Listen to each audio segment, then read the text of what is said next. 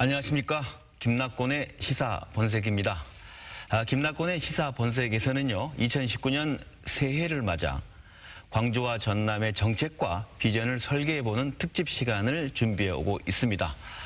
오늘은 김영록 전남도지사를 모시고 2019년 전남도정의 비전을 점검해 보도록 하겠습니다. 아울러 민선 7기 중간 과정도 점검해 보도록 하겠습니다. 함께해 주실 김영록 전남도지사님 나오셨습니다. 안녕하십니까? 예, 안녕하십니까?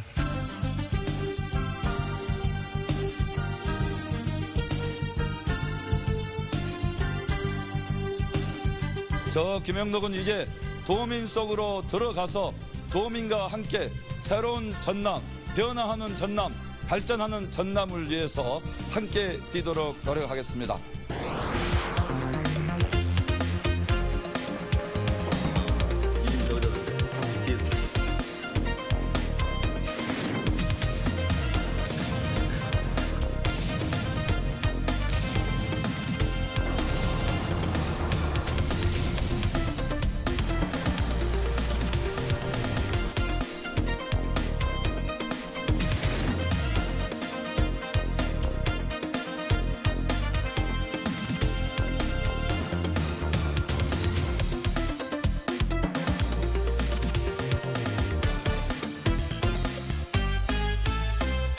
요즘 굉장히 신년이라 많이 바쁘시죠? 예, 그렇습니다. 신년이라 단체에 신년 인사도 다니고요. 또 그제는 서울도 다녀오고 네. 여러 가지 할 일이 많이 있습니다. 방송 출연도 굉장히 많으실 것 같습니다. 그렇습니다. 신년이기 때문에 우리 도민들에게 또 많이 알려야 되는 네. 그런 홍보 역할을 우리 방송에서 해줘서 감사하게 네. 생각합니다. 네, 저희 방송에서 더 알찬 내용으로 시청자들에게 많은 정보를 주셨으면 하고요. 생각해보면 2019년이 바로 엊그제 새해 일주를 볼 것 같은데 벌써 우리 방송일 기준으로 한 2주 가까이 지났습니다. 지사님께서 취임하신 지 지금 어느 정도 됐는지 아세요? 6개월 좀 지난 거죠. 예, 6개월 좀 지났는데 사실은 굉장히 많은 시간이 지난 것 같은 느낌이 듭니다. 지난 6개월간 사실 엄청 많은 일들을 나름대로 준비를 해왔고 네. 이제 그 6개월간의 성과와 토대를 기반으로 해서 금년 정말 이제 우리 전라남도가 미래를 향해서 웅비하는 그런 해가 될 수 있도록 이렇게 해야 되겠다 하는 다짐을 신년 초에 하고 있습니다.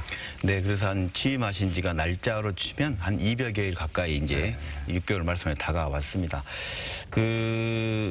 시청자들에게 이런 얘기를 한번 대신에 여쭤보고 싶습니다. 우리가 흔히 생각하는 건 그 광주광역시장, 그리고 뭐 나주시장, 그런 시군 단체장과 광주광역시장과 전라남도 지사라는 자리는 뭐 비슷한 것 같기도 하고 다른 것 같기도 한데 전남도지사는 자리가 어떤 자리라고 설명하신다면 좀 약간 다른 것 같은데 어떻게 다르고? 굉장히 사실은 쉬운 것 같으면서도 어려운 질문이에요. 네. 전라남도는 22개 시군이 있지 않아요? 네네. 시군이 기초단체인데 그 시군에게 지금은 많은 권한이 위임돼 있고 전라남도는 국가와 이런 22개 시군 간의 정책 조정 기능, 즉 정책 중간 매개 역할 그리고 정책 조정 기능, 정책 기능 위주로 많이 이렇게 하고 있죠. 일선 시군에서 직접 집행 업무는 직접 건축과 같은 경우는 일선 시군에 직접 한다 이거죠. 근데 광주광역시는 광역 단체기는 하지만은 일선 집행 기능도 함께 많이 가지고 있죠. 그래서 구청도 집행을 하는 거죠. 광주광역시 같은 경우는요. 구청도 있지만 구청은 사실 보완적인 역할을 하는 경우가 많고 그래서 광주광역시 같은 경우는 광역시 기능과 또 집행 기능을 함께 갖고 있다고 봐야죠. 전라남도는 집행 기능은 일선 시군에 많이 일선 시군이 집행 기능 갖고 있고 전라남도는 정책 기능이 많죠. 물론 집행 기능도 전혀 없는 것은 아닙니다만은 비중을 놓고 볼 때 말씀에 들어오면 중앙정부와 일선 시군의 과거 역할도 하면서 또 집행기관도 하는 좀 전라남도의 체제가 좀 약간 다르다 이런 말씀으로 이해됩니다. 그러시죠? 이미 전라남도의 과거의 부지사님도 역임하셨고 그런 차이를 잘 아실 것 같습니다. 그리고 또 농림부 장관 중앙정부에서 하셨고 그때만 하시더라도 전남도지사 있을 때 또 농림부 장관으로 잘하고 계셨기 때문에 전남도지사에 오는 문제에 대해서 고민을 하셨을 것 같아요. 어땠습니까? 되돌아보는 시점인데 과거를. 저는 전라남도가 여건이 좀 어렵다. SOC도 아직 불비대인 게 많고 경제도 좀 낙후되어 있다 이렇게 보기 때문에 사실 전라남도를 맡아서 도지사를 하는 게 굉장히 어려운 자리다 이렇게 생각을 했습니다. 그리고 저는 이제 농림축산식품부 장관으로서 우선 쌀값 문제 해결하고 특히 이제 조류독감, AI 맞고 이런 부분에 굉장히 올인하다시피 하고 있었기 때문에 전라남도지사 출마에 대해서는 전혀 생각지를 안 했었는데요. 뭐 결국은 도지사로 오게 된 겁니다. 그렇기 때문에 과거 지난 6개월이 현안들이 많아서 6개월이 짧게 느껴지기보다는 아까 말씀하신 것처럼 굉장히 또 길게도 느껴졌다는 말씀은 그런 현안들의 해결에 대한 고민을 많이 하는 6개월이었습니까? 어떻습니까? 많이 했었죠. 더구나 제가 전라남도 뭐 전에 이제 경제국장도 했고 행정국장도 했고 부지사도 했고 그래서 너무 전라남도를 또 잘 알고 있기 때문에 이 전라남도를 제가 도지사가 돼가지고 정말 어떻게 잘 할 수 있을까 하는 그런 부담감과 고민이 대단히 컸어요. 우리 도민들을 최우선으로 도민 제일로 모시면서 함께 힘을 모은다 하면은 결국은 함께 힘을 모아야죠. 또 광주광역시하고도 서로 상생해서 한 뿌리고 한 경제의 틀 안에 있기 때문에 함께 나간다 하면은 저는 전라남도 또 광주 전남의 미래가 어느 광역시도보다도 밝다 이렇게 생각을 합니다. 전남 도정을 너무나 또 잘 알기에 처음 맡을 때 부담을 크게 가졌지만 또 한편으로는 희망도 가질 수 있는 한 6개월이었다. 그런 말씀으로 이해가 됩니다. 그런데 그렇게 걱정하시고 취임하셨는데 평가가 민선 7기 전국 17개 광역자치단체장 직무수행 지지도에서 6개월 연속 1위를 차지하셨어요. 이렇게 도민들이 절대적 지지를 보내주신 이유 무엇라고 보십니까? 저도 뭐 전혀 예상치를 못했는데요. 한번 1위가 나와서 그렇겠지 참 고맙다 이렇게 생각했는데 6개월째 1위라고 해서 이제는 솔직히 좀 부담스럽습니다. 잘 해야 되겠다. 그리고 우리 도민들에게 좀 더 자세를 낮추고 스스럼 없이 다가가서 대화를 나눌 수 있는 그런 도지사가 돼야 되겠다 하는 그런 생각을 하고 있습니다. 그리고 이제 성과를 내서 도민에게 보답을 해야 되겠다 하는 생각을 많이 합니다. 다만은 작년 이제 국고예산 확보 과정에서 작년 12월 국회에서 최종 이제 국고예산 결과가 나왔습니다만은 국고 예산이 많이 좀 확보가 됐고 또 우리 지역의 큰 현안들이 국고 예산에 반영이 돼서 그나마 제가 좀 마음에 짐을 덜었습니다. 국고 예산이 이번에 많이 늘었습니까? 자랑하신다면 어떤 점에서 지금? 국고 예산이 이제 금년 예산이 6조 8천억 대인데요. 작년에 비교하면은 8천억이 늘어. 8천억이요? 그래서 저희들은 한 5천억 늘리면은 최고로 많이 늘릴 수 있다 이렇게 생각했는데 8천억이 늘어난 거고요. 또 중요한 부분은 이제 광주 송정에서 부산까지 가는 경전선, 경전선 그 예산이 광주 송정에서 순천까지가 전혀 안 돼 있잖아요. 전철화 예산인데 그 예산 기본계획 예산 10억 원이 확보가 돼서 최초로 이제 경전선을 본격적으로 건설할 수 있는 이제 발판이 마련됐다 이렇게 생각하고요.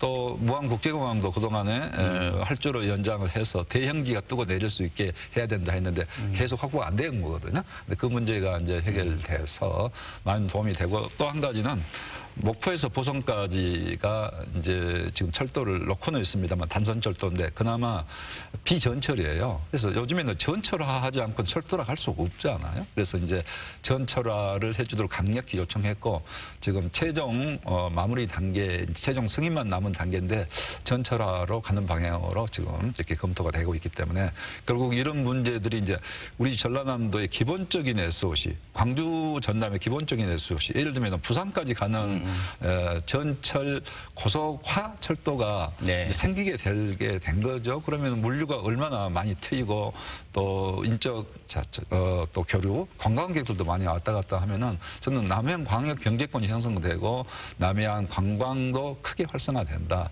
양 지역의 공이 크게 도움이 되는데 특히 우리 전남 광주에도 큰 기여를 할 걸로 이렇게 생각합니다. 그런 면에서 이번 물꼬가 이번 예산, 국고 예산에 트였다. 그렇다 한다면 이제 지난 6개월 얘기하면서 이렇게 좀 얘기를 해왔습니다. 그러면 이제 새로운 2019년이 시작됐고 하기 때문에 이런 일들 중에는 2018년도에 취임하시면서 갖고 있었던 현안이 2019년도에도 그대로 문제로 남아있는 게 있고 그런 어떤 단기 과제 있고 중장기 과제가 있으실 것 같아요. 그리고 아까 말씀하신 남해안을 크게 보는 김영록 대표 그림을 또 얘기하실 수 있을 것 같아서 먼저 우리 핵심 현안 당면 과제 2018년부터 지금까지 이어오는 문제를 한번 얘기하면서 한번 하나하나 풀어봤으면 좋겠습니다.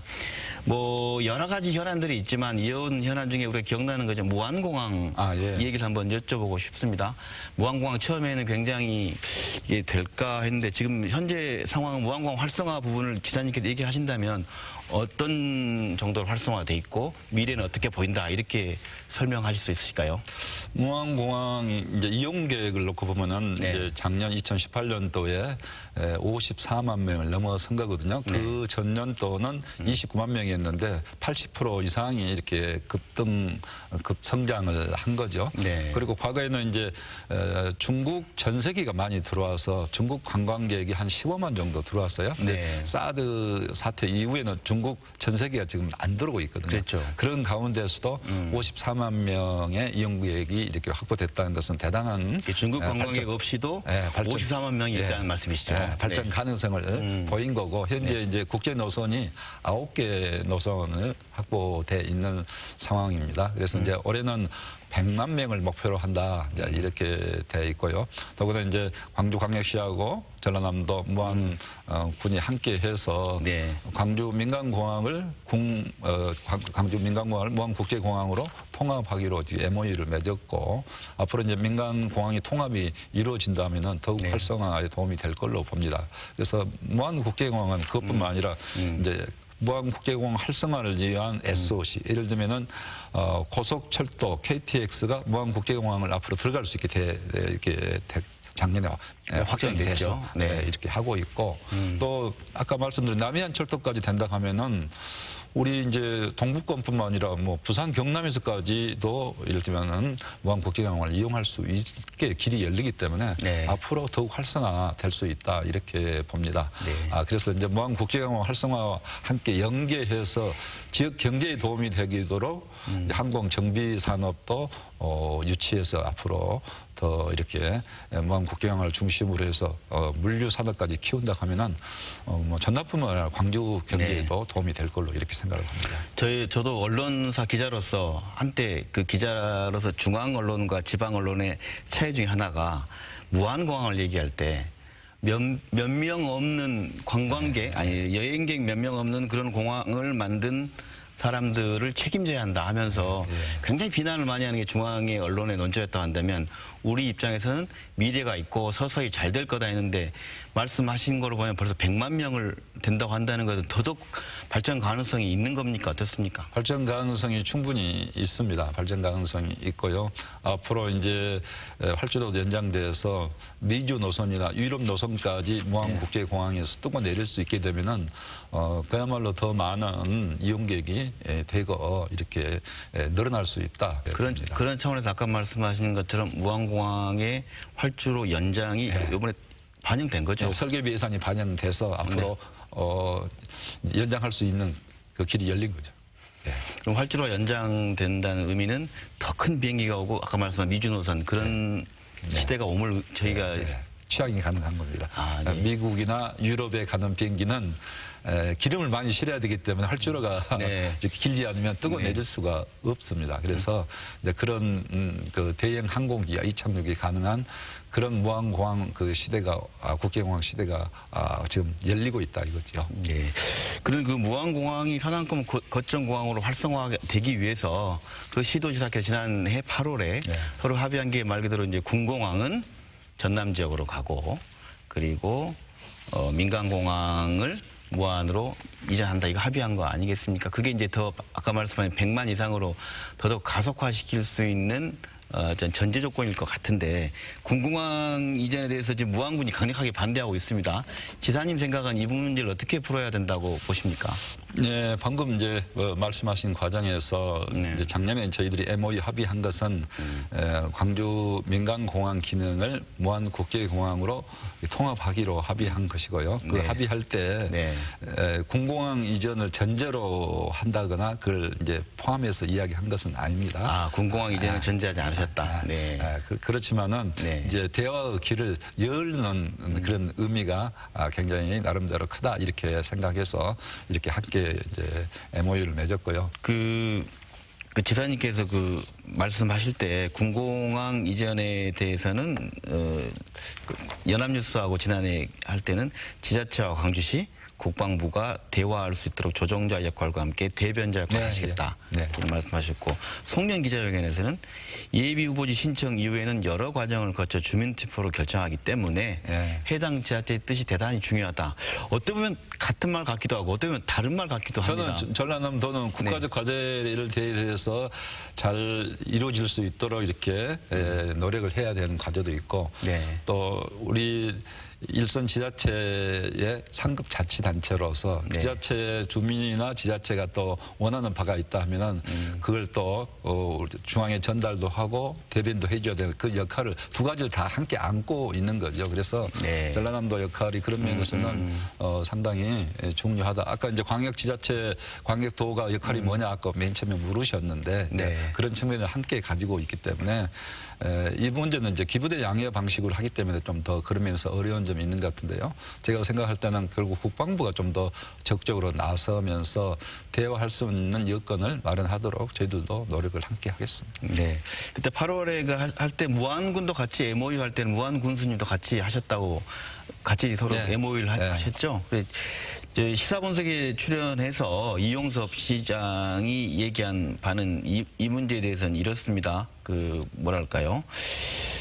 전라남도도 좋고 군공항 옮기는 문제는 광주도 좋은 것인데 뭐랄까요. 110만 평을 국가에서 완충 지역으로 사주고 그리고 그 지역의 태양광 시설 등 소득이 창출되도록 4,500억 정도의 현금을 지원하고 또 군공항에 가면 한 6천 명 정도 인구가 늘기 때문에 그 기초자치단체 입장에서 꼭 이게 반대할 일이기보다는 또 나은 거고 경상도 지역, 경상북도 지역에서는 유치하는 시군으로 늘고 있는데 이 문제에 대해서 좀 다른게 폭넓게 봐주셨으면 한다. 이렇게 이용섭 시장을 얘기했거든요. 지사님 이에 대해서 어떻게? 그러니까 이제 광주광역시 입장에서는 이제 당연히 군공항 문제를 해결해야 또 발전이 있기 때문에 이제 그렇게 이제 생각을 하시고 또 그렇게 생각하는 저도 충분히 이해가 합니다. 그런데 이제 군공항 문제에 대해서 이제 경기도 이제 화성 같은 경우는 또 강하게 반대를 하고 있어요. 예비 후보지로 지정했는데 강하게 반대가 있어서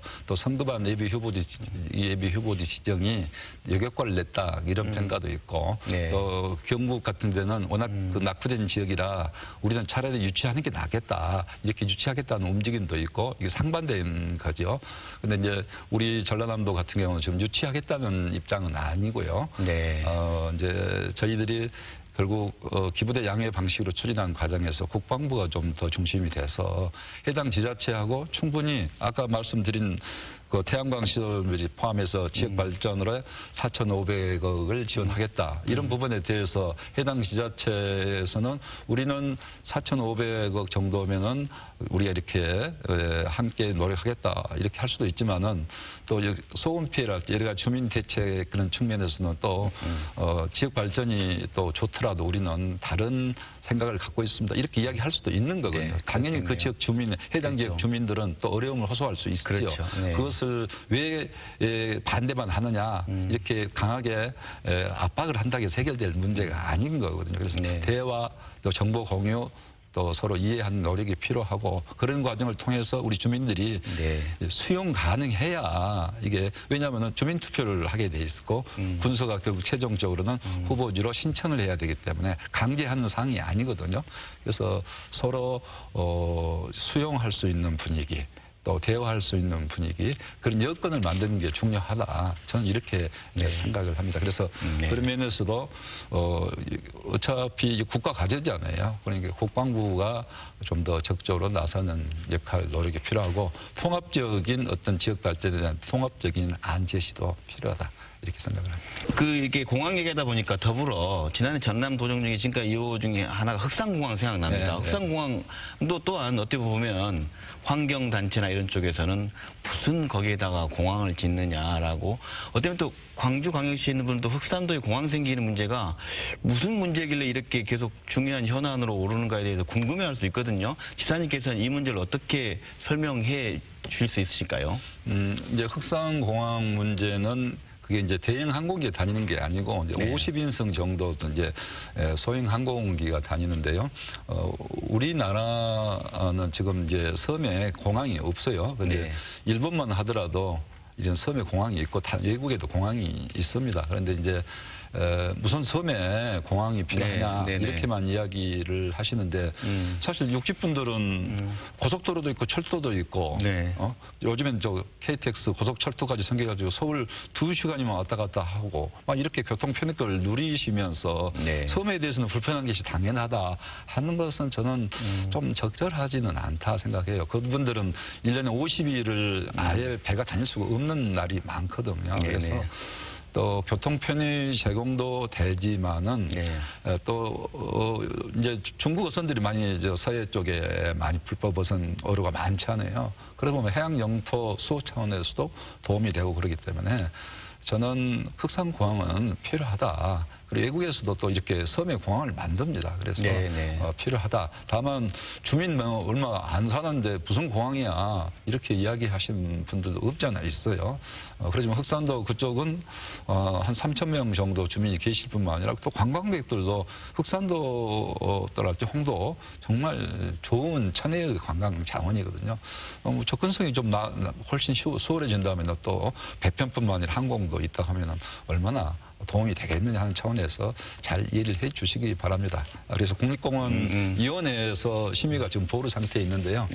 뭐 항공기 안전 문제까지도 뭐 이 앞에 논의가 됐었습니다만은 그런 문제는 이제 서울항공청에서 잘 준비를 하고 있기 때문에 적절한 시기에 다시 재심사를 해서 저희들은 보류된 흑산도 공항 문제를 해결할 수 있게 되기를 바랍니다. 말씀하신 예산도 국회에서 10억 원을 작년에 확보를 해줬습니다. 섬 지역 주민들의 어떤 교통 약자로서의 확보될 권리도 있고 또 말씀하신 것처럼 흑산도에 공항이 생기면 사실상 광주 전남 지역민들도 가지만 김포에서 흑산도까지 이렇게 서울 수도권 이런 분들이 많이 쉽게 접근이 가능하죠. 그래서 그것도 경제성 분석도 굉장히 좋게 나온 걸로 저도 알고 있는데 그런 관광적 차원이라든가 또 환호항해권 중국을 바라볼 때 갖고 있는 위치 이런 것도 다 고민이 돼 있는 거 아닙니까? 그래서 종합적으로 봤을 때 저는 흑산도 공항은 필요한 공항이다. 이렇게 생각을 합니다. 저는 흑산공항 문제는 꼭 해결됐으면 합니다. 올해 지사님이 이런 강력한 뜻을 갖고 계시기 때문에 흑산공항 문제는 또 힘있게 추진할 걸로 지금 예상이 되네요.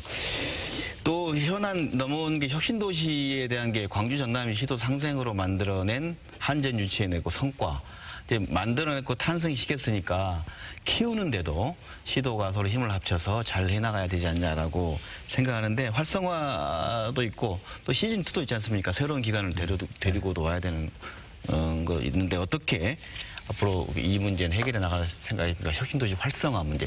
지금 혁신도시는 한전을 중심으로 해서 에너지 관련 기업들이 지금 계속해서 기업 유치가 되고 있고 광주 쪽도 되고 전남 쪽도 이렇게 되면서 소위 이제 에너지 융복합 산업 단지로서 역할을 할 수 있는 기반이 지금 마련돼서 관련 법도 특별법도 통과됐고 그 상반기 중에 에너지 융복합 산업 단지로 이렇게 지정이 될 걸로 생각합니다.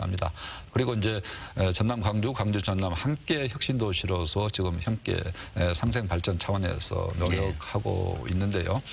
특히 이제 혁신도시 시즌2, 혁신도시 시즌2는 새로운 관련된 기관도 유치하는 게 필요합니다. 그렇지만은 새로 큰 대형 국책 기관들은 이미 다 혁신도시에 가 있기 때문에 사실은 이제 그렇게 크게 시너지 효과를 낼 수 있는 기관 유치보다는 어떤 도움이 될 수 있는 관련된 기관을 유치하고 그뿐만 아니라 실질적으로 이제 혁신도시가 한 단계 도약하는 질적인 발전을 하는 게 저는 오히려 시즌2다.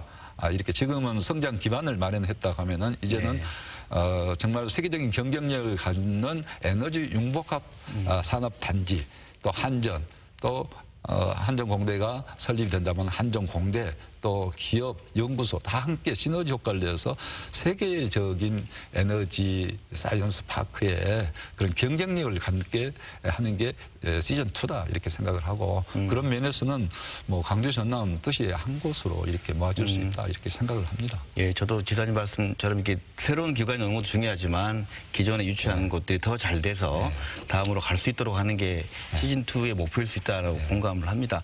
그런 차원에서 봤을 때 혁신도시 오신 분들이 또 이런 말씀도 하셔요. 그분들은 정주 여건에 대한 고민도 하고 뭐 병원도 없다, 고등학교도 좀 내놓을 만한 데가 없다 해서 사실상 그런 그 정주 여건의 문제와 관련해서 시도가 좀 힘을 합치고 나주까지 결합해서 노력할 부분이 있지 않냐라고 하는데 어떤 부분을 좀 지원해야만 방금 말씀하신 시즌2로 완성되고 활성화될 걸로 보십니까? 이제 그 혁신도시가 3만 인구를 넘어서기는 했습니다. 그리고 이제 광주 사실 인근에 위치하고 있기 때문에 광주 이제 근거권에 해당돼서 사실 혁신도시에 근무하신 분들이 상당수가 사실은 광주에 거주지를 가지고도 있어요. 그렇죠. 그렇기 때문에 이제 광주와 연계해서 발전해야 되는데요. 우선 정주 여건 측면에서는 상당히 정주 여건 측면에서 많이 발전이 됐습니다만 방금 말씀하신 종합병원이 지금 아직 제대로 없다 하는 문제도 있는데 종합병원은 지금 설립 과정에 있습니다. 그리고 이제 전남대 병원이랄지 또 대형 병원과는 실제 거리상으로 가까운 위치에 있고 또 화순에 전남대 병원이 있고 그래서 우리는 너무 바로 옆에 뭐가 있어야 된다고까지 생각하는데 그렇게 모든 도시 기능을 바로 옆에 다 갖출 수는 없는 것이고 저는 혁신도시 나주 혁신도시, 광주남 혁신도시는 혁신도시 중에서도 그래도 가장 모범적으로 발전이 되어 있기 때문에 정주 여건 면에서도 많은 기반을 갖췄다. 다만 지금 학교 말씀하셨는데요. 직접 혁신도시 내에 있는 뭐 학교가 전국적으로 이름을 내는 학교는 아닙니다. 그렇지만은 이제 공교육에 의해서 학교를 운영하고 있는 그런 차제에 있는 거고요.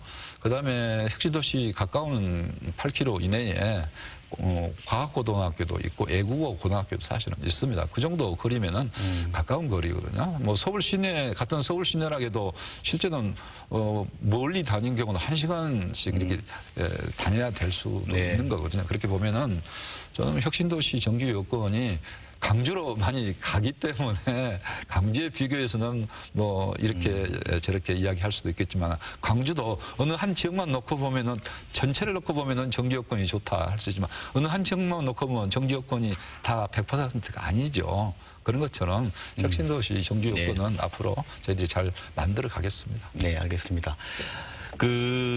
혁신도시 얘기하시면서 아까 좀 전에 이제 한전공대를 말씀하셨고 전라남도는 나주 지역 세 군데를 지금 후보지로 냈습니다. 이 한전공대 유치 문제에 대한 그 도지사님으로서의 입장이랄까요? 어떤 뜻을 갖고 계십니까? 우선 이제 한전공대 유치에 대해서는 전남 광주 광역시가 함께 한전에서 선정한 대로 따르기로 이렇게 광주남 상생 차원에서 따르기로 이렇게 했기 때문에 그 부분을 먼저 말씀을 드립니다. 그리고 이제 저희들이 전남에서 이번에 이제 세 군데를 제출했기 때문에 선의의 경쟁을 하면서 저희들은 뭐 조용하게 사실 추진해 왔습니다. 선의의 경쟁을 하면서 결과에 대해서는 서로 이렇게 받아들이기로 이미 그렇게 합의를 한 거죠. 근데 전남에서 이제 이번에 추천한 곳은 구체적인 위치는 또 여러 가지 부작용이 있을 수 있으니까 저희들이 밝히지는 않습니다만은 혁신도시에 근접하거나 인근에 있는 최적의 저희들이 평가하기에는 가장 최적의 부지 세 곳을 선정을 해서 제출을 했습니다. 그래서 이제 가능한 빠른 개교가 가능해야 되고 또 혁신도시와 함께 시너지 효과를 낼 수 있는 그런 여론도 또 그렇게 가고 있습니다. 또 더 나아가서는 또 광주남 상생 그리고 전남에 있는 목포대, 순천대, 동신대랄지 또 광주권 대학도 있기 때문에 그런 대학들과 연계해서 연구 기능을 할 수 있는 그런 걸 감안해서 최적의 후보지를 제출을 했다고 생각을 합니다. 네, 지난번에 그 이용섭 시장은 이 관련해서 이제 그 한전공대에 대한 얘기는 이렇게 얘기를 하셨어요.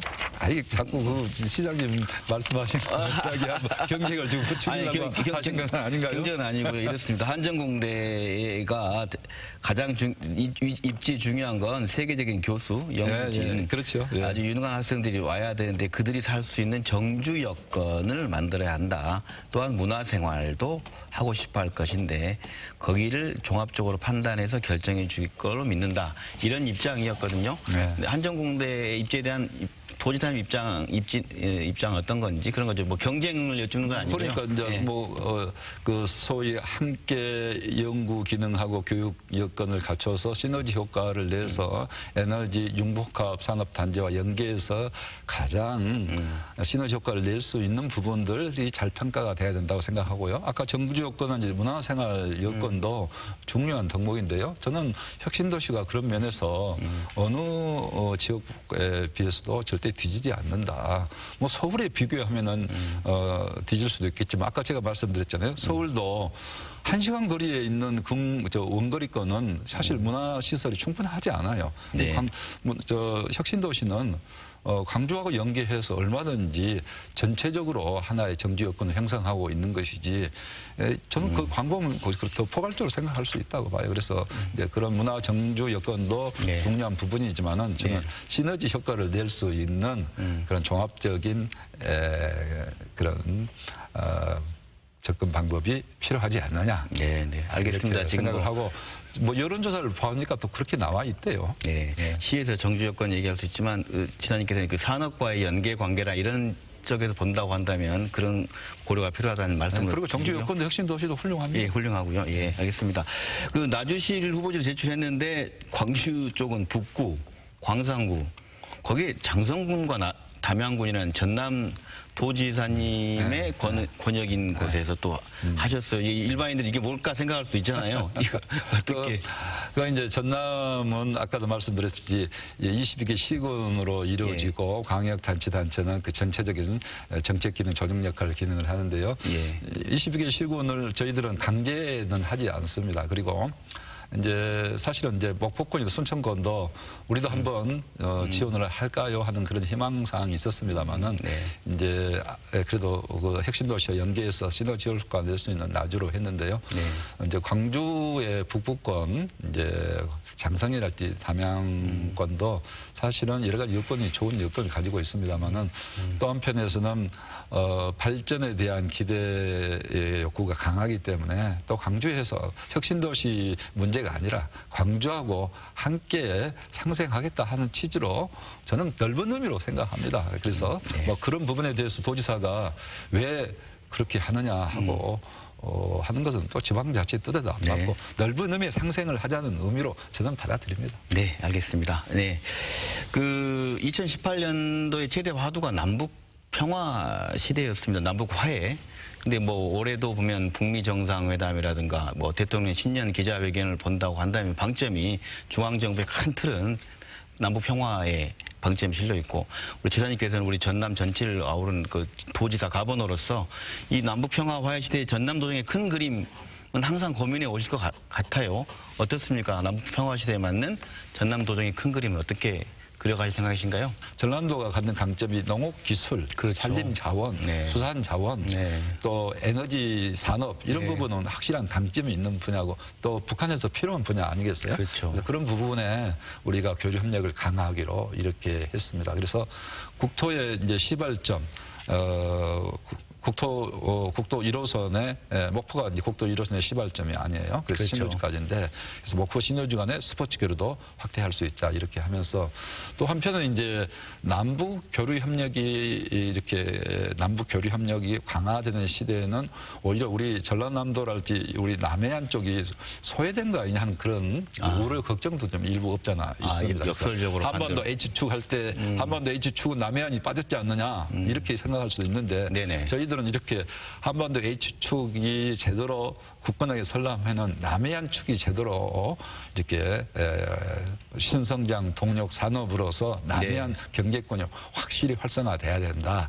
그래야 한반도 H축이 쓰는 거고 유라시아 철도가 열렸을 때 한반도 끝인 우리 남해안 전라남도가 시발점이기도 하고 종점이기도 한 것이거든요. 그랬을 네. 때 대륙 관광이 열리면은 결국 남해안이 갖는 아름다운 섬과 바다, 해안이 크게 주목받는 시대가 온다. 제주도만 가지고 지금 한계에 이르렀다 보는 분도 많이 있습니다. 그래서 이렇게 유라시아 대륙철도가 열리는 한반도 평화 번영 시대는 오히려 남해안 축이 더 주목을 받을 수 있다. 충분한 잠재력을 갖고 있다 생각하고 그런 면에 남해안 신해양 관광 산업을 전라남도에서 앞으로 크게 이렇게 주력을 하면서 연계해서 우리 영산강권, 섬진강권, 강주권 다 함께 시너지 효과를 낼 수 있도록 하면은 단순히 관광에 그치지 않고 우리 지역에 대한 위상도 올라가고 또 경제 부분에서도 활성화가 많이 되고 기업 유치에도 도움이 될 걸로 이렇게 크게 보고 있습니다. 새로운 천년의 출발이 올해 2019년이고 이제 현안을 얘기했다고 한다면 이제 2019년부터 시작된 김영록표 도지사의 꿈을 가지고 새로운 천년의 이제 그림을 그려 가시는 거지 않습니까? 아까 처음 말씀하신 건 SOC 분야에 대한 대폭 예산을 크게 확충했다 해서 한번 시청자가 보시기에 전남 동부, 서부, 중부 이렇게 그림이 이렇게 그려져 가는구나를 좀 이렇게 귀에 쏙쏙 들어오게 설명해 주신다면 어떻습니까? 경전선 전철화부터 한번 설명해 주신다면 어떤 식으로 그림이 그려져 가게 되는 겁니까? SOC를 얘기해 주신다면. SOC 보면에서 보면은 그러니까 목포에서 부산까지 또 광주에서 부산까지 이제 전철 고속화 철도를 통해서 2시간대에 다닐 수 있게 되면은 관광도 엄청 많이 활성화되고요.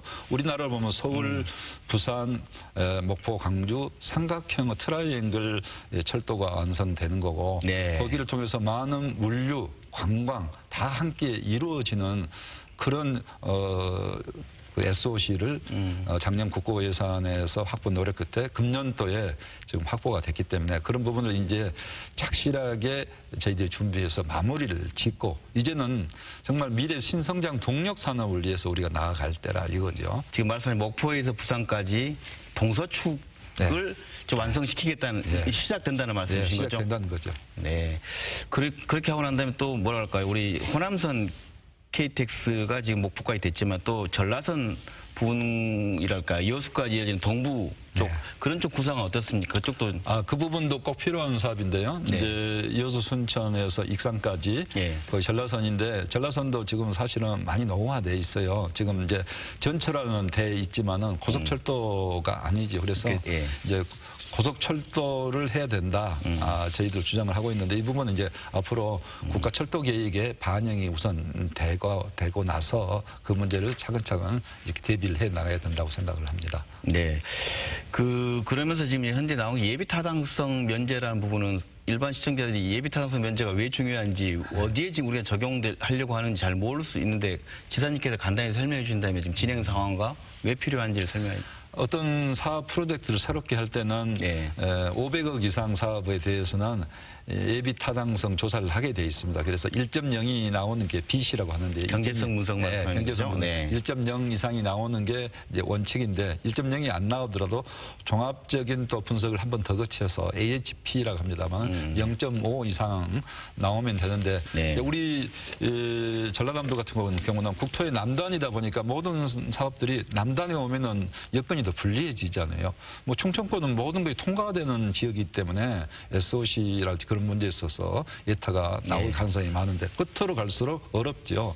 그래서 이제 1.0이 안 나오고 AHP, 종합 AHP도 0.5가 안 나오는 경우가 대부분 많아서 지역에서는 꼭 그걸 경계에서만 갖고 이야기할 수는 없는 거거든요. 실제 또 만들고 나면은 새로운 수요가 창출이 공급이 수요를 창출한다는 얘기도 있죠. 광주, 무안, 공항, 고속도로도 맨 처음에 차 거의 안 다녔어요. 요즘에는 차가 엄청 많이 다니죠. 또 목포, 광양간 고속도로 맨 처음에 차 안 다녔어요. 저도 이거 외지 다른 시도분들이 와서 보면은 뭐라고 할까 걱정했는데 지금은 많이 활성화됩니다. 그래서 그런 면에서 본다면 에타만을 갖고 모든 것을 판단하는 것은 정확한 판단은 아니지. 그래서 대통령님께서 각 시도 간에 꼭 해야 될 사업이 있다면은 예타가 설령 안 나올 수 있는 사업도 이번 기회에 할 수 있는 방안을 만들자 해서 이번에 발표를 하신 것 같고요. 전라남도도 그런 면에서는 예타 면제 사업을 남해안 해양 관광 산업으로 이렇게 신청을 했는데요. 예.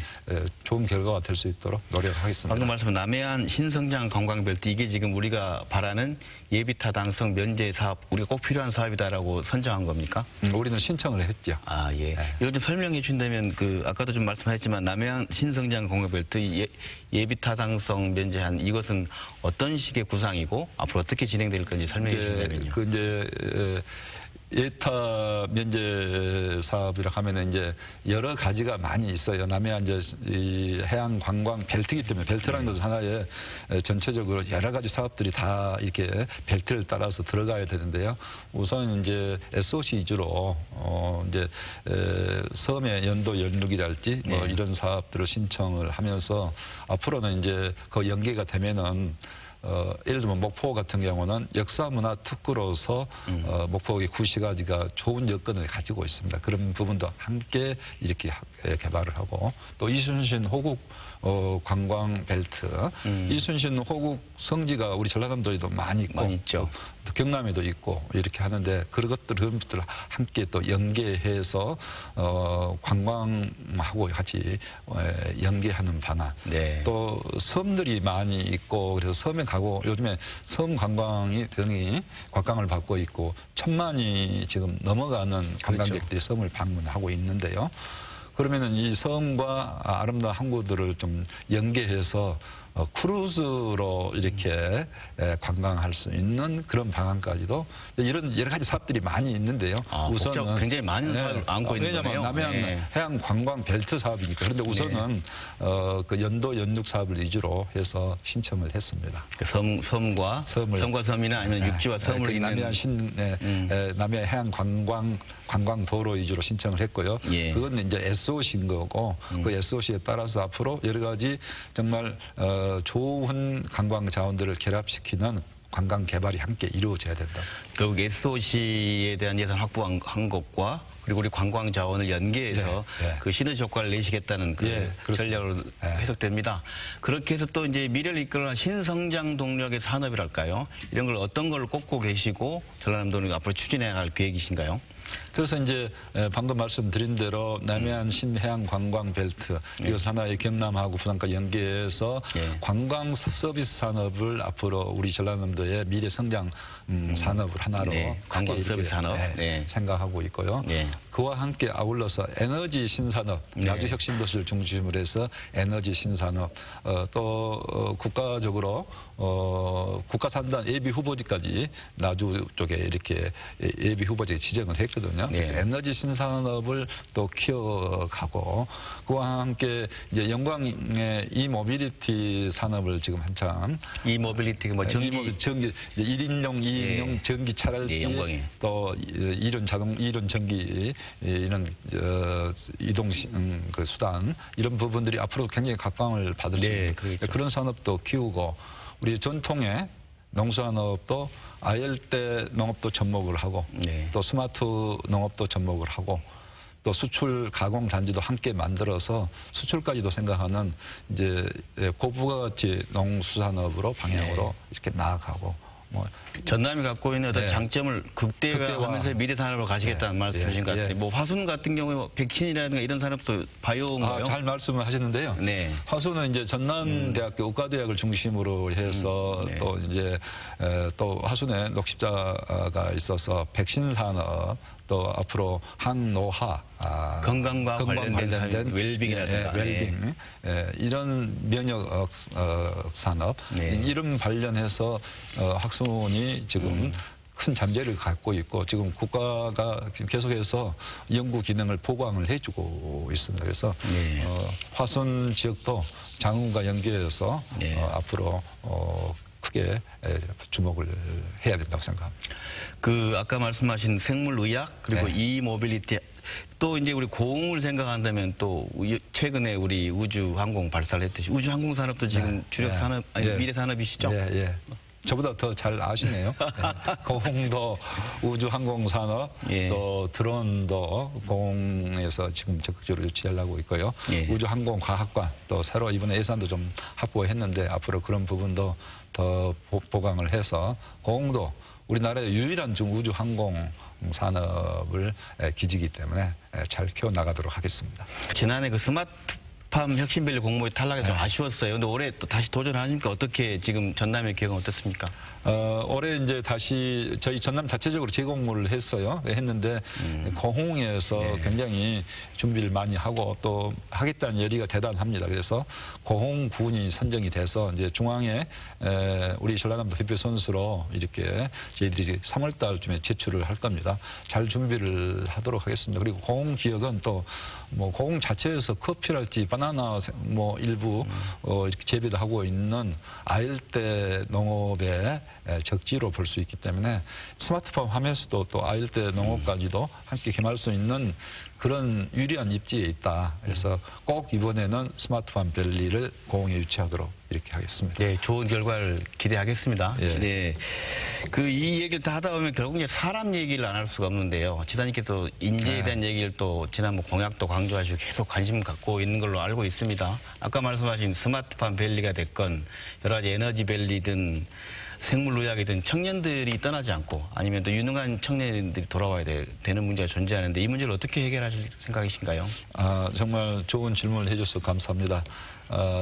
꼭 굳이 저한테 김영록표 정책 브랜드 뭐냐 묻는다면 저는 아까 말씀하신 대로 우리 전라남도 새로운 관광시대, 남해안 관광시대 그것하고 또 두말 할 것도 없이 우리 전라남도의 새천년 인재 키우기 이 프로젝트를 꼭 이야기를 하고 싶습니다. 우리가 다리 놓고 도로 하는 데는 1,000억, 2,000억 썼는데 왜 인재 키우기에 너무 이렇게 인색하느냐 이런 생각을 지울 수가 없어서 앞으로 1년에 최소한 100억 이상의 인재 육성 키우는 기금을 이렇게 투입을 해서 우리 인재를 키우자. 그리고 이 학생들뿐만 아니라 우리 산업 여군들, 각 분야의 여군들이 정말 리더들이 훌륭하게 커나갈 수 있도록 지원을 하고 필요한 교육도 하고 또 외국 가서 선진지 가서 연수도 할 수 있는 그런 프로그램도 인재 육성 차원에서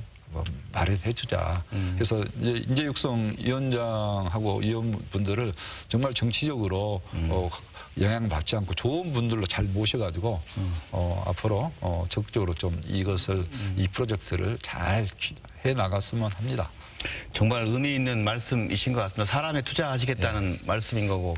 그래서 이제 그 새천년 인재 육성 프로젝트라고 이렇게 이름하셨던가요? 이게 이제 어떻게 구체화되는 것이 좀 궁금한데 아까 방금 말씀하신 100억 투자하고 말씀하셨는데 간략하게 좀 더 설명해 주신다면 어떻게 좀 이렇게 현실화해 나가겠다 이런 얘기 있을까요? 그래서 이제 그 부분에 대해서 도민들의 좀 뜻을 모으도록 제가 이제 그렇게 이야기를 해서 지금 나름대로 이제 용역을 통해서 안을 만들고 있는데요. 도민들이 좀 각계각인의 의견을 좀 수렴을 해서 안을 만들자. 그다음에 인재 육성 기금도 예산만 갖고 하는 것보다는 기금도 물론 필요하면 내신 분들이 계시겠지만은 저는 이 태양광이랄지 우리 신재생 에너지가 전라남도에 굉장히 여건이 좋은데 뭐 저 서울 자본이 와서 그거 다 해버리면 되겠습니까? 오히려 우리 도민 발전소 만들자.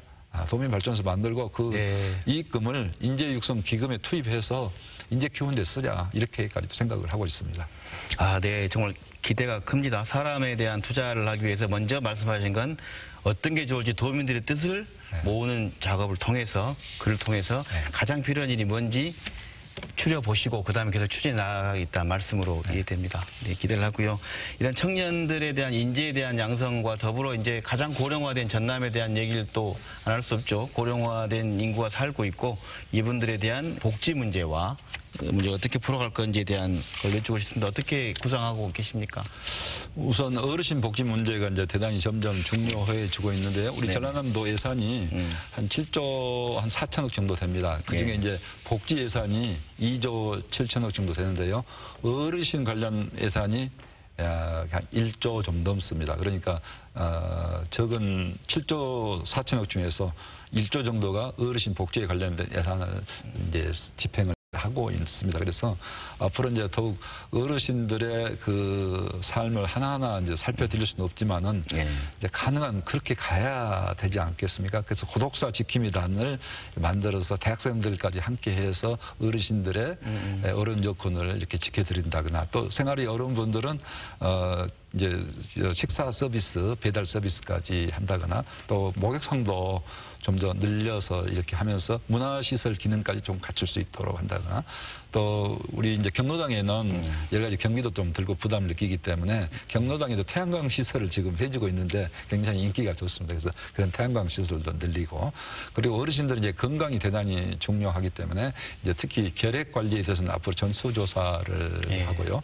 또 어르신 이제 대상포진이랄지 폐렴에 대한 이 백신 접종 지원도 전라남도에서 이제 해주기로 뭐 전액은 지원을 못하더라도 일부라도 해주는 방향으로 지금 이미 추진을 그렇게 하고 있습니다. 그리고 이제 어르신들도 또 일자리를 굉장히 또 아쉬워하지 않습니다. 그래서 어르신 일자리도 지금 늘려가는 과정에 있고 문재인 정부가 들어와서는 이런 부분에 대해서도 많이 뒷받침을 또 해주고 있습니다. 네, 뭐 지금 말씀 나누다 보니까 정말 전남 도정이 굉장히 많은 분야에 여러 가지 일들이 있는 것 같습니다.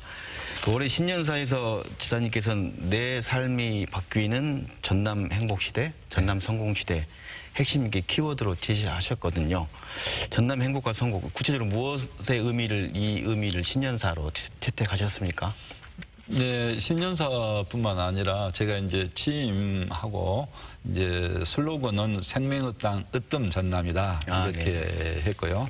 생명의 땅 으뜸을 이렇게 하면서 우리가 우리 도민의 이제 자부심이랄지 그런 면에서는 삶의 질 면에서는 우리가 으뜸 전남이 되도록 하자 하는 거고 또 도민 한 분 한 분으로 보면은 내 삶이 중요하기 때문에 내 삶이 바뀌는 행복 시대. 전남 번영 시대를 만들자 하고 이제 도정의 방침을 이렇게 결정을 했습니다. 그래서 이제 뭐 원하는 꿈을 펼칠 수 있는 청년들이 있다면 또 얼마나 좋겠습니까? 또 우리 여성분들도 경력 단절 없이 또 애 키우는 그런 걱정 없이 이렇게 일할 수 있다면 얼마나 좋겠습니까? 또 우리 어르신들도 예를 들면은 노후가 좀 만족스럽고 안정이 되는 그런 노후. 우리 농사 짓는 분들은 우리 농산물에 대한 가격 폭락 걱정 없이 어느 정도 안정적으로 소득을 올릴 수 있는 뭐 이렇게 이상적으로 보면 여러 가지 참 해야 될 일이 많이 있습니다. 그래서 그런 면에 포커스를 두고 한 분 한 분의 삶을 챙기겠다는 마음으로 도민 행복 시대를 잘 준비하도록 하겠습니다. 네. 그 김영록 표에 대한 정책을 얘기 들었고요. 김영록이라는 그 현재 전남도지사 그래서 정치적 포부랄까요. 전임 지사가 현재 대권 지지율 1위인데요. 우리 지사님께서는 그런 도전 의사는 없으신가요? 우리 이낙연 총리께서 잘 하시니까 많은 분들이 박수를 치고 계시고요. 저도 박수 잘 치고 저는 도지사로서 일을 잘 하는 게 우리 도민들에 대한 도리로 생각을 합니다. 네, 알겠습니다.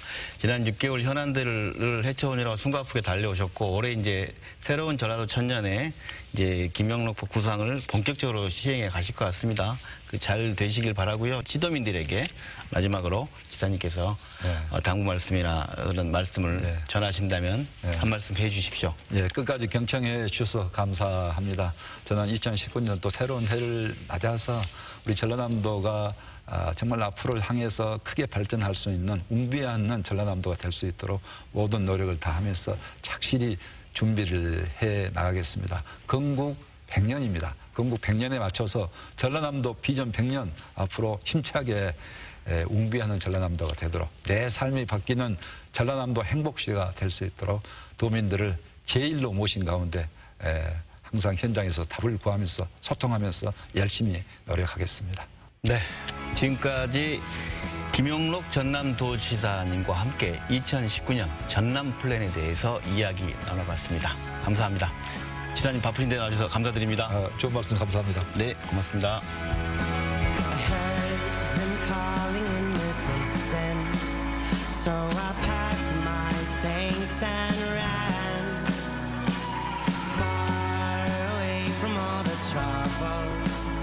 I had cast with